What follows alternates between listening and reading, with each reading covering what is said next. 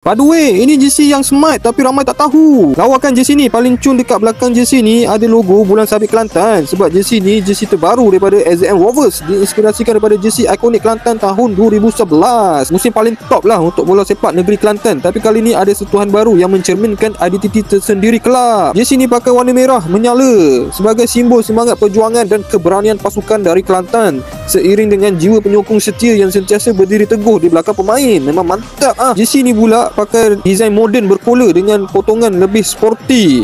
Dan baju ni bukan saja sesuai pakai dekat padang je. Kalau nak bergaya OOTD, nak pakai dekat aktiviti harian pun memang nice lah. Paling best jersey ni guna kain fabric tekstur jalur-jalur premium way. Lepas tu kain dia pula Parli memang impress lah. Kain dia memang ringan, sejuk bila pakai dan cepat kering. Dan Parli pakai jersey ni memang selesa gila weh. Dan Parli pakai size L. Lepas tu premium jersey ni sebab logo SJM Rovers dengan logo brand ni pakai logo silikon. So korang boleh dapatkan jersey ni dekat kedai SJM Safety Wear sebelah dengan Petronas Kod Landas Kelantan, ataupun paling senang korang boleh dapatkan dengan tekan je link dekat bio Parli dan korang nampak ada order jersey SJM Rovers, tekan je dekat situ guys.